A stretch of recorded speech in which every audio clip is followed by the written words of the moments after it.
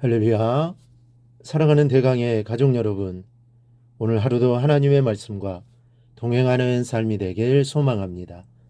오늘 함께 나눌 하나님의 말씀은 사도행전 16장 11절에서 15절 말씀입니다.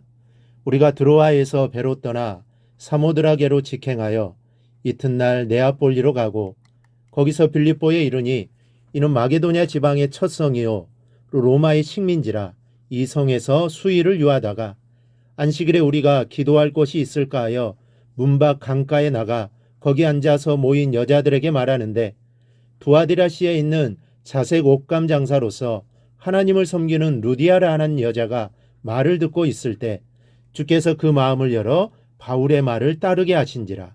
그와 그 집이 다 세례를 받고 우리에게 청하여 이르되 만일 나를 주 믿는 자로 알거든 내 집에 들어와 유하라 하고 강권하여 머물게 아니라. 아멘. 이 사도 바울이 아시아에서 복음을 전하고자 했지만 성령께서 바울의 길을 막으셨습니다. 그 이유는 하나님의 계획 가심이 따로 있었기 때문입니다.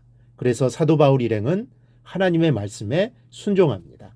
그렇게 바울 일행이 소아시아에서 속한 드로아를 출발하여 도착한 네아폴리는 마게도냐, 그러니까 지금의 유럽에 속한 항구로서 빌립보의 출입항입니다.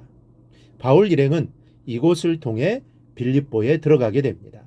그런데 특징적인 것은 이 빌립보에는 전도를 시작할 만한 회당이 없었다는 사실입니다. 이제까지 바울은 주로 이 회당을 이용해서 전도해 왔습니다. 예수님도 마찬가지죠. 안식일이 되면 회당에 가셔서 말씀을 가르치시곤 했습니다. 유대인들이 정착하여 사는 곳에는 거의 회당이 있었고 유대인들은 회당을 중심으로 모였기 때문에 사람을 모으려고 따로 애쓸 필요가 없습니다. 그냥 회당에 가기만 하면 됩니다. 그런데 이 빌립보에는 회당이 없는 겁니다. 그래서 찾아 나선 곳이 13절에 기록된 대로 이 강가입니다. 회당을 세울 수 없는 지역에서 유대인들은 강가에 기도처를 마련했기 때문입니다. 바울은 이곳에서 전도하여 두아디라 성의 자주장사 루디아를 결신하게 됩니다. 이 당시 자주장사를 하는 사람들은 상류계급에 속한 신분이었습니다. 왜냐하면 이 자주색 물감은 조개에서 한 방울씩 수집되었기 때문에 값이 비싸고 이 물감으로 물들인 자주색천은 매우 고가의 거래가 되었기 때문에 자주장사는 아무나 할 수 있는 장사가 아니었기 때문입니다.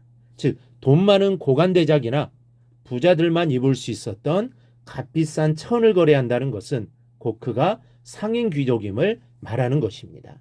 루디아는 바로 이런 상류계급 출신의 부인이었는데 오늘 우리가 주목해야 할 것은 이런 그의 신분이 아닌 예수 믿은 다음 그녀가 보여준 행동입니다. 15절은 루디아가 보여준 행동을 이렇게 전합니다.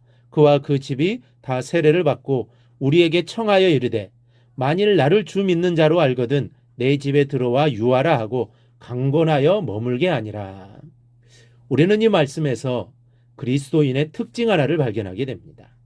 열린 마음, 열린 집, 대접하는 모습이 바로 그것입니다.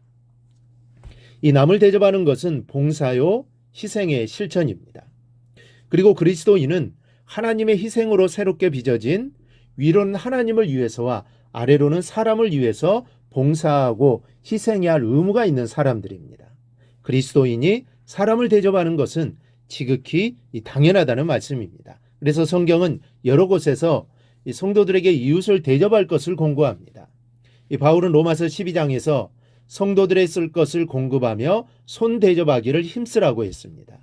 그리고 베드로는 서로 대접하기를 원망 없이 하고 각각 은사를 받은 대로 하나님의 여러 가지 은혜를 맡은 선한 청지기 같이 서로 봉사하라고 했습니다. 이사야 선지자는 줄인 자에게 식물을 나눠주며 유리하는 빈민을 집에 들이며 헐벗은 자를 보면 입히는 것은 하나님이 기뻐하시는 일이라고 했습니다. 그러니 여러분이 예수를 따르는 거룩한 성도들이 분명하다면 대접하기를 힘쓰십시오. 이 일을 하나님이 기뻐하시고 바라시는 일이기 때문입니다.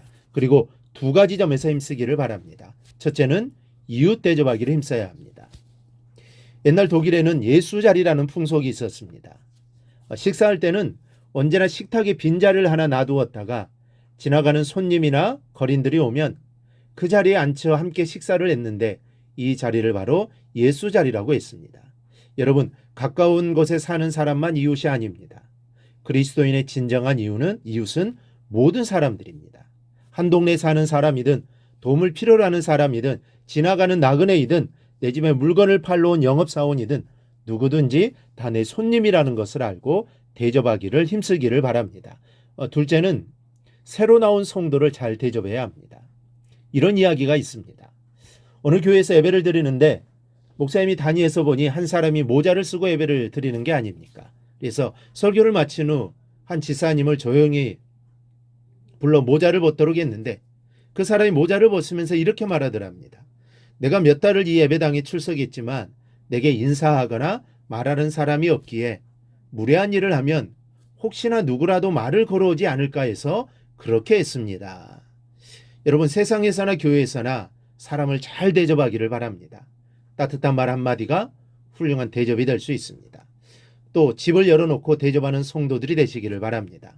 나를 찾아오거나 내 집을 찾아오는 사람을 잘 대접하기를 바랍니다. 그런데 중요한 것은 여러분의 잠겨진 마음이 열려져야 한다는 사실입니다. 여러분의 마음이 열려져야 루디아와 같은 사람이 될 수 있는 것입니다. 마음이 열리지 않으면 다른 것도 열리지 않기 때문입니다. 우리 모두 오늘 루디아처럼 여러분의 가정이 열리고 우리 교회가 열린 교회가 되기를 소망합니다. 그리하여 복음을 위해 헌신하는 가정과 교회가 다 될 수 있기를 주님의 이름으로 축원합니다. 오늘 묵상한 말씀을 굳게 잡고 삶으로 실천하며 살아내는 대강의 모든 성도들이 되기를 축복합니다.